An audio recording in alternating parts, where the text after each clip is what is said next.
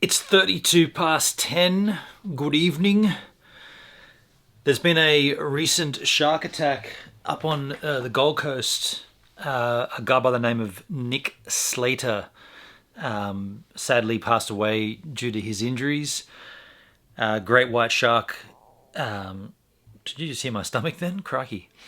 Great white shark tacked him or mauled him on the leg, and he actually died in the water. A guy brought him in to shore, another surfer, and he was already dead before they got him to the sand. It bring up a question that I raised on my D live stream, and we're going to touch it this weekend on the YouTube stream as well. We're going to talk about. I brought up the idea of trying to remove the great white shark from the ocean. Is it possible to remove this threat? And that's a very contentious issue. A couple of things don't really sit so...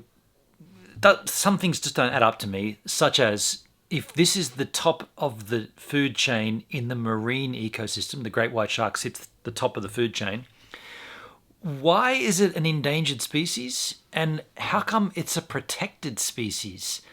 So just to extrapolate, there was another attack about a month or two ago where the person didn't actually die. She did sustain some pretty bad injuries from a great white attack, but her husband came over and jumped on the shark's back and punched the thing, beat the thing up. Little did he know, at that point, he's actually breaking the law. You're not allowed to threaten or harm an endangered, protected species. So there's this kind of weird... It's a weird scenario. Look, I don't think you can remove the great white shark from the ocean. I think this is... My initial reaction was, we'll just get rid of them, right? What do we need them for? I still actually don't know why we need a great white shark. It's a dinosaur that somehow has existed since millennia, right? It's somehow... You know why? You know how it survived? It's because it's just swims and eats and mates. It doesn't do anything. Nothing attacks it. Basically, these things are cruising, eating, sleeping, fucking machines, basically. Excuse the cussing on a YouTube video.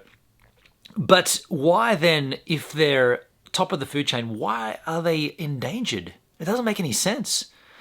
A lot of it is based on the fear, my fear. I'm a surfer, so I go into the ocean and I'm fearful of the great white shark. You don't know when it's going to happen. You don't know where it's going to happen. You don't know why it's going to happen. You don't know what's going to happen. There's these big issues of fear. Someone will say, well, then don't go in the ocean. It's like, but aren't we the humans? Aren't we the ones in control of this planet? We want to go in the ocean. Anywhere else on this planet, we control things. You know, people say, well, it's the same risk as driving your vehicle or taking a bus. Not really, because we manufacture those buses. We manufacture those risks. When you go into the ocean, you don't know what's going to happen because of the shark. The shark owns the ocean. The great white shark owns the ocean. We jump in there, we go surfing, and we're at the mercy of the great white shark. Isn't that the opposite of the way we kind of live? Like we build cities, we knock down wildernesses, we do what we want because we're the ones in control, aren't we? I mean, if we're not in control and the animals are, then you got a point. But if we're the ones in control, what can we do to let